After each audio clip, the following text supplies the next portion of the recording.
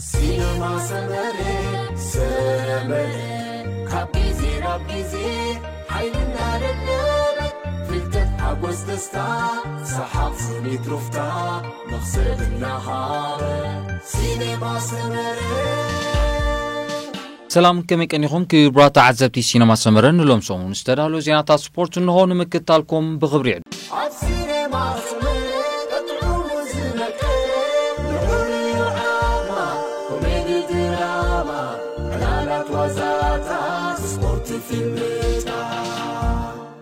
أبزو وانا بتشيلسي زتصازولو برازيلاو موقول زولو إيطاليا جورجينيو أبزو كنزي زغرم زدنقن تاريخ بمغارو أبفكر سبورت دنك زخانه زينا خوين تسنيدلو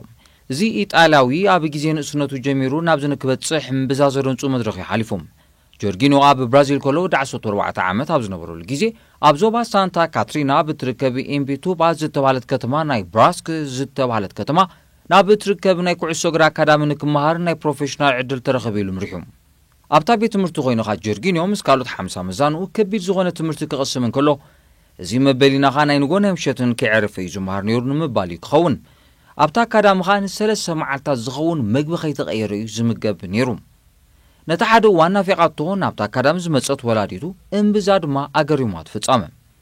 زي زغونو لخاتم تمهارو زبلعو مقبت رايزو يكون انت لاينا محتصبي سونتهم كومدو محافشو من نبابرو مستعزبت نجورجينيو كابزن تاكدقن بمبال كابتي بيت تمرتي كتوصو بلت جورجينيو خان ولاديتو عدي شعار صح سلازوخنن مقبون صقم سلازوخنن يله كابز بيت تمرتي كوصو ايكونكون بجاخ قدين تيلكنغن كابز بيت تمرتي وصي دغم تصاتاي كخون ايكونكون بيول كسع زلخون كواسك كنبر سلازوخنكوس حدراي تجددني لو بزلمنا اديو مرچو نخغبر بمحراك كابتا اكاديمي نابخيتيا نابيتا تميسا اديني جورجينيو ماريا تيريزا نزور 29 عامت ولد ابز زلو نخبصح بزي متن كم سرحت بمذكر حد غزي ناب جماجم بحر بمصاد كم حسوم تلفعو كم زنبرتن كيكاتات مزغبركا كبير مقصعتي مسغوستن حاوسات هبو منباراي يذكرهم ودعسو 7 عامت مسكونه خا جورجينيو ناب ايطاليا بمقاش اب كتما فيرونا مس نايت كتما زغونت فيرونا بمخان كمهر جمرم اتا كلاب ابتي جيتي سومناوي 20 يورو تخفلو كاتنبرت جورجينيو كن بزكي عقبه نزبلصنا بروفيشنال غيزي نكركبي كسرح ترايو جورجينيو كذكرون كلو ابتي وان من نبابروي مستا اب برازيل كلو صاوتلاز نبركو اكاديمي كنصاصرون كلو بزي متن عبي فلل ينيروم ابي ايطاليا كل ነገር ጽቡቅ ይነሩ መግብና ጽቡቅ ሰዓት 11 ምሽት ካብ ገዛና ክንሁሉ ከም ዘለና እዮም ዝገብሩና ነይሮም እንተኾነ ኩነታት ሃንደበት ከም ዝተጽብኾ ብዘይ ኮነ መንገድ ክቀየር ጀሚሩ ኣነኻ ናብ ስድራይ ማለት ናብ ብራዚል ደውለ ክምለስ ከም ዝደልብ ዝነገርኩም ኣደይ ካብ ኢጣልያ መጺካ ኣብዛ ገዛ ንኽትኣቱ ዝፈቅደልካ ወላ ሓደ የለን ብምባል ነቲ ኣብ ብራዚል ኮሎ ዝበላ ዘረባ ክዝክሮሞ ንዑ ንምስማሩን ክሰርሕ ከም ዝግበያ ኣሕሚማ ተዛሪባቶ ክብራ ተዓዘብቲ ኣብቲ እዋን ካብ ተጻውታይና ፈላስን ክቕየሩን መዲቡ ከም ዝነበረ ገሊጹ ነይሩ ጆርጊንዮ እዚ ዝኾነሉ ምኽንያት ካዝ ተጻውታይ ኣብ ኢጣልያ ኮሎ ብዘጋጠሞ ከቢድ ኩነታት መንባሩ ገሊጹ እንተኾነ ኣብቲ እዋን ኣደይ እንተዘይትገንሓነ ነይራ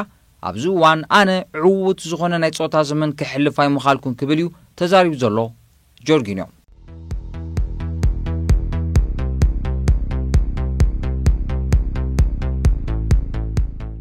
አሰልጣኝ እንግሊዛዊ ክለብ ቶተንሃም ዝነበረ ፖርቱጋላዊ ሆዜ ሞሪኖ ኣብ ማንቸስተር ዩናይትድ ኮሎምስ ፖል ፖግባ ጭዋን ዱሙን ኮይኖም ከም ዝሓልፉ መቸም ኩሉ ዝፈልጦ ሓቂም ዝሓለፈ ሰሙን ካ ፖግባ ብዛዕባ ሞሪኖ ኣብ ዝተዛረቦ እዚ ፖርቱጋላዊ አሰልጣኝ ተጻወቲ ምክንያት ከነገረዩ ኣብ ልዕሊኦም ውሳነ ይወስድ ከም ዝነበረ ገሊጹ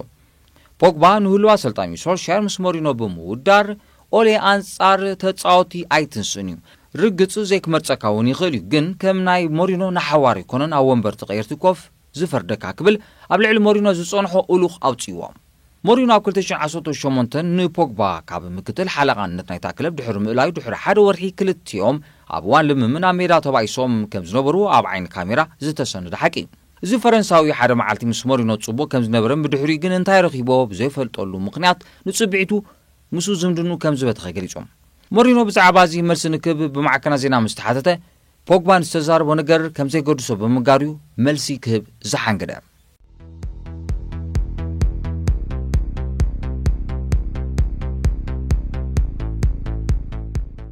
ናይ ቅድም ተጻዋታይ ክለባት ባርሴሎና ማንቸስተር ሲቲን ያያ ቱረ ምስ ናይ ቅድም አሰልጣኝ ዝነበረ ፔፕ ጋርዲዮላ ዓርቂ ክገብር ከም ዝደሊ እንትኾነ ግን ካብቲ ስጳኛዊ ኣወንታዊ ገብረ መልሲ ክረክብ ከም ዘይከኣለ ገሊጹ ቱረ ዝገለጸሉ ምኽንያት ተጻዋታይ ክሎ ፔፕ ኣብ ልዕሊ ኣፍሪቃውያን ተጻዋቱ ያድዎ ከም ዝገብር ድሕሪ ምግላጹ እዩ እዚ መግለጺ ምስ ሃበ ያያ ምስ ክለቡን ጋርዲዮላን ኣብ ቀርሕንቲ ከም ዝጸንሑ ዝፍለጥ ኮይኑ ናይ ፔፕ ጉዳይ ብሰላም ንክዛዘም ብዝሰርሐ ካብዚ አሰልጣኝ ዝኾነ ግብረ መልሲ ኣይረኸበን ዘሎ ቱረ ናብ ፔፕ ናይ ቅሬታ ደብዳቤ ከም ጻሓፈን እንትኾነ ግን ካብኡ ዝኾነ ብዘይ ምስምዑ እቲ ኩነታት ብከምዚ ንክቕጽል ኣገዲድዎ ከም ዘሎ ተዛሪቡ ያያ ቱረ ቅድሚ ናብ ማንቸስተር ሲቲ ናብ ቸልሲ ንክጽምበር ተቃሪቡ ከም ዝነበረ እውን ገሊጹ ነይሩ እዩ ያያ ቱረ ናይ ቅድም ክለቡ ንመለማመድያ ብስሙ ንክጽዋዕ ገይራ ኣብዚ እዋን ወዲ 37 ዓመት ኮይኑ ዘሎ ዛይቬራዊ ኣብ ዩክሬን አሰልጣኝ ናይ ኦሎምፒክ ዶኔስክ ዝተባሃለት ክለብ ኮይኑ እዩ ዝሰርሕ ዘሎ ናይ ቅድም ተጻዋታይ ክለብ አርሰናል ዝነበረ ፓትሪስ ቬራ ናይ ቅድም አሰልጣኝ ዝነበረ አርሰን ቨንገር ኣብቲ ዝተረረ ናይ ምስልጣን ግዜ ኣብ ጎኑ ዶው ዝበለ ብሉጽ አሰልጣኝ መንባሩ ዘኪሩ ዝሓለፈ ቀረባ ግዜ ካብ ወንበር ምስልጣን ፈረንሳዊት ክለብ ኒስ ዝተባረረ ቬራ ኣብዚ እዋን ብምጽናዕን ዓብ ደገፍን ዝኾኖ ቨንገር ካብ ስራሕ ክሳዕ ዘይተባረርካ ንፉዕ አሰልጣኝ ክትከውን ኣይትኽእልኒ ኢኻ ብምባል ከም ዘተባብዑን ዝያራ ስራሕ ከም ዘማዕዱ ውንጌርዎ ከም ዘሎ ነጊሩ ምስ መርበብ ሓበሬታ ለኢኩብ ኣብ ዘካየዶ ዕላል ቬራ ኣብ ቀረባ ግዜ ናይ ምስልጣን ስራሕ ዓብዪ ታሪክ ንምስራሕ ክምለስ ምዃኑ ገሊጹ ምስ ምህላው ኣቓልቦ ረኺቡ ዘሎ ኩነታት እዩ ተፈጢሩ ብመሰረት እዛ መርበብ ሓበሬታ ፈረንሳዊ ተዓዋቲ ዋንጫ ዓለም 1998 ናብ ፕሪምየር ሊግ ክምለስ ከም ዝኽእል ብምንጋር ድሮ ክልተ ክለባት ነዛ አሰልጣኝ ንካሊን የዘራርቦ ከም ዘለዋ ነጊራ ኣላ እንተኾነ ተን ክለባት መነመንን ምዃነን ኣይገለጸን ዘላ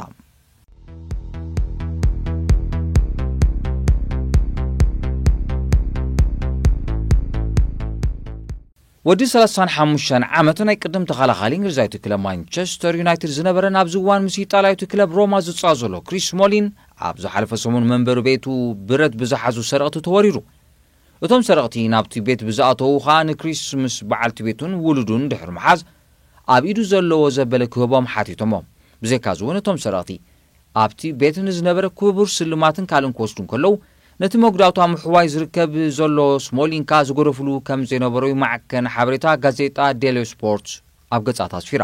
እንተኾነ ሰበይቱ ስሞሊን ዝኾነት ካም ናብ ፖሊስ ብምድዋል ንሰብኣያ ካብ ዘጋጥሙ ሕሱን ኩነታት ኣናጊፋቱ እያ ፖሊስ ነቶም ነዚ ገበን ዝፈጸሙ ሰባት ንምሓዝ ናብቲ ቤት ብዝመፁ ግን እቶም ሰረቕቲ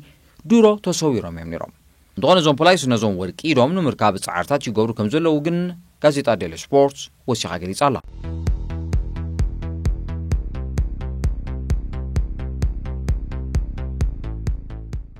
ክቡራት ተዓዘብቲ ኩዕሶ እግርና ተጻወተ መቸም ንሜዳ ኩዕሶ እግሪ ዝፈርሕ ሰብ ኣሎ እንተዝብለኩም ከመይ ብምበልኩሞ እምባሪ ሎሚ ሰሙንካ ብዛዕባ ናይ ኩዕሶ እግሪ ዘይኮንኩ ክዛረብ ንሓንቲ ተሸላሚት መዳልያ ዝኾነት እንግሊዛዊት ሓምባሲት ዘለዋ ፀገም ክሕብረኩም ስለ ዝበልኩ ስማ ፍሬያ አንደርሰን እያ ትበሃል እዛ ናይ ቁመት በዓል ፀጋ ዝኾነት ኣትሌት ኣብ ዝተፈላለዩ ናይ ኣህጉራ ኤውሮጳ ኮነ ናይ ዓለም ውድድራት ናይ ሃገራ እንግሊዝ ወኪላ ኣብ ዝተፈላለዩ ርሕቀት ዘለዎ ናይ ውሽጢ ገዛ ናይ ምሕባስ ውድድር ተወዳዲራ እንተኾነ እዛ ጓል 20 ዓመት ሓምባሲት ንባሕሪ ኣዝያ ከም ትፈርሑ ድሕሪ ምግላፃ ግና ገሪማ እዛ ሓምባሲት ናብዚ ምኽንያት ንኽትበፅሕ ዘገደዳ ቆርበት ኣካላታ ንባሕሪ ኣዝዩ ተነቃፊ ክኸውን ከሎ ልዕሊ ኩሉ ግን ካብ ዓሳ ከም ትፈርሕ ብምግላፅ እያ ኣደኒቓ እቲ ዘገርም ካዛ ስፖርታዊት ዝመፅእ ክረምቲ ኣብ ቶኪዮ ሃገረ ጃፓን ዝካየድ ውድድራት ኦሎምፒክ ንሃገረ ዓባይ ብሪጣንያ ወኪላ ክሳተፍ ምዃና እዩ ክቡራት ተዓዘብቲ እዚኣ ክንታይ ንበልኩማ ሓምባስ እሙኻ ባሕሪ ዝፈርሕ ክቡራት ተዓዘብቲ ኣብዚ ሰሙን እዚ መቸም ኣብ ኣህጉር ኤውሮጳ ናይ ኩዕሶ እግሪ ፈተነ ዕልዋ ክንብሎ ንኽእል ብዓበይቲ ክለባት ዝተመወለን ዝተኻየደ ናብ ቀርዲ ስፖርትካ ዘሰንበደን ኩነታት ተፈፂሙ ብምቕናዮ ገሪሙ እዩ እዚ በዘን ክለባት ክግበር ተመዲቡ ዘሎኻ ሱፐር ሊግ ኤውሮጳ ዝብል ውድድር ኮይኑ ንሃብታማት ክለባት ዝበሃላ ዝጥርንፍ ምዃኑ ክግለጽከን እዩ 12 ክለባት ማለት ሪያል ማድሪድ ባርሴሎና አትሌቲኮ ማድሪድ ካብ ስጳኛ ማንቸስተር ሲቲ ማንቸስተር ዩናይትድ ቸልሲ ሊቨርፑል አርሰናልን ቶተንሃምን ካብ እንግሊዝ ኢንተር ሚላን ኤሲ ሚላን ጁቬንቱስን ኮይነን መቃም ናይ ዘን ክለባት ምጅማር ናይ ዝውድድር ኣብ ዝመጽእ ክረምቲ ምስተኣወጀ ሓያሎ ደገፍቲ ናይ ዘን ክለባት ተቃውሞም ብምስማዕ ከተማታቶም ኣብ ከቢድ ዝኾነ ናይ ጸጥታ ሽግር ክሸሙ ተራእዮም እዮም ዝሓለፈ ሰሙን ምስ ሊድስ ዩናይትድ ንክጻወት ናብ ከተማ ሊድስ ዝገሸት ሊቨርፑል ካብ ደገፍታን ደገፍቲ መጋጥምታ ዝኾነ ከቢድ ዝኾነ ኩነኔ እያ ተቐቢላ ገለ ደገፍቲ ክለብ ሊቨርፑል ነታ ናብ ሜዳ ኤልላንድ ሮድ ተኣቱ ዝነበረት ናይ ክለቦም ኣውቶቡስ ብምዕጋት ተቃውሞም ክገልጹ ከለዉ ሊድስ ዩናይትድ ነተጻወቱ ሊቨርፑል ነዚ ሓድሽ ውድድር ዝቃወም ማልያ ወዲዮም ቅድሚ ናብ ጾታ ምእታዎም ክረስኑ ብዙሓቶቶም ካብታ ክለብ ኣሉታዊ መልሲኡ ረኺቦም እንተኾነ ደገፍቲ ናይዘን ክለባት ኣብ ኣፍደገ ስታዲየም ናይ ሊድስ ተኣኪቦም ከዓ ብሓባር ነቲ ክለብ ሊቨርፑል ንክጻወቶ ተዋዒላትሉ ዘላ ግጥም ዘለዎም ቁጣዕ ክገልጹ እንከለዉ ኩዕሶ እግሪ ብድኻታ ዝተፈጥረ ኩንሱ ሃብታማት ናብ ዝደልይዎ ይጥምዝዝዎ ከም ዘለዉ ዝገልጽ ተቃውሞታቶም እውን ኣስሚዖም ኣለዉ ናይ ቅድም ተጻዋታይ ማንቸስተር ዩናይትድ ዝነበረ ኤሪክ ካንቶና እውን ካብቶም ዝውድድር ዝምስተሰምዐ ብዓቢ ድምፂ ዝተቃወሙ ናይ ቅድም ተጻዋቲ እዩ ተጻዋታይ ኣብ ናይ ውልቁ ናይ ኢንስታግራም ኣብ ዘርግሖ ሓበሬታ ኣነ ነዚ ብሰንኪ ኮቪድ-19 ተራኺሙ ዘሎ ስፖርታዊ ውድድራት ክለባት ኣብ ዕፁ ስታዲማት ነቲ ዝተመደበ ጸወተን ከካይዳ ተገዲደን ብምህላውን ጥራይ ወላ ዓቢ ግጥም ይካየድ ንምዕዛቡ እምብዛ ኣሰልቻዊ ኮይኑ ከም ዘሎ ይረኺቡ እዮም እቲ ቀንዲ ነዚ ከኾና ገዲዶ ዘሎ ነገርካ ዘይምህላው ደገፍቲ እዩ ስለዝኾነ ኸዓ እዚ ውድድር ከይተጀመረ ከሎ ኣሰልቻዊ ኮይኑ ከም ዘሎ ብምግላጽ ክለባት ቅድሚ ናብዚ ውሳነ ምብፅሕን ደገፍተን ክሰምዓ ይግባእ ከም ዝነበረ ብምግላጽ ነቲ መደብ ብትሪ ብምቋም ደገፍቲ እዚ ሓሳብ እዚ ክሳዕ ጠቕሊሉ ዝጠፍእ ክቃወሙ ከም ዘለዎም እውን ምዒዱ ኣለዎም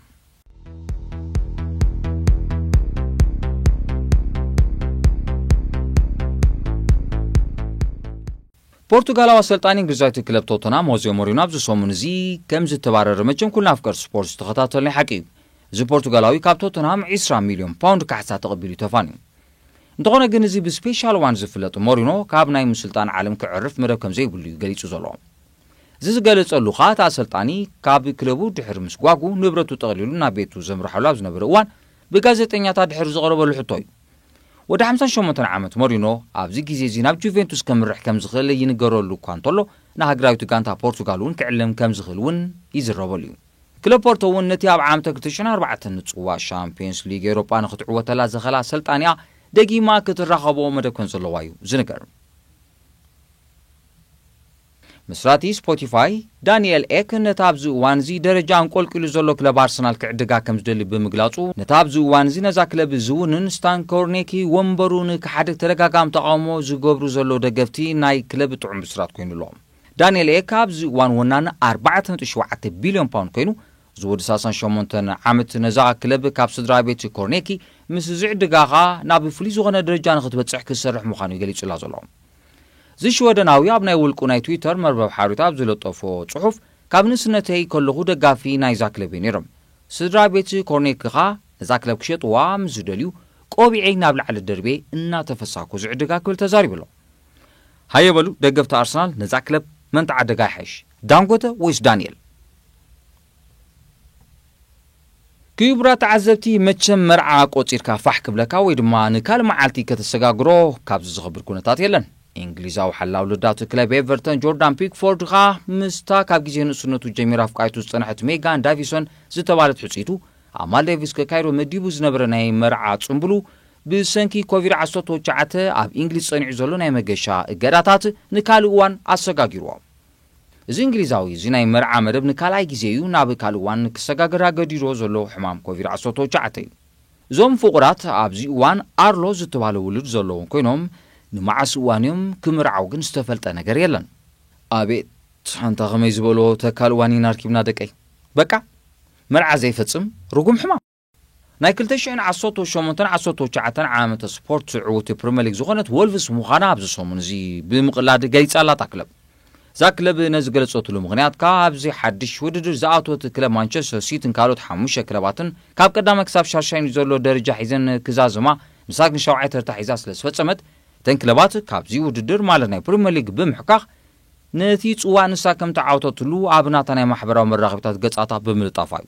ሞኪ ብራት ዓዘብቲ ድሕሪ ሕጂ ነቶም ኣብዚ ዓመተ ስፖርት ማለት 2018-19 ሲቲያ ሻምፒዮን ኮይና ኢልኩም ኣብ መዛግብኩም ታሪክ ሰኒድኩም ዘለኹም እዛ ዜና እዚኣ ድሕሪ ምስማዕኩም ወልቭስ ከም ዝተዓወተት ኢልኩም ሰኑድ ኢኹም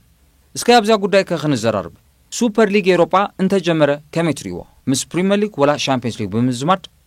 እስክሪፕት ኮመንት ጻሕፉ ክቡራት ተዓዘብቲ ንሎም ዝተዳለወ ዜናታት ስፖርት ኣብዚ ፍጸም ስለምክታልኩም ኣዝየ ዘመስግን ሰላም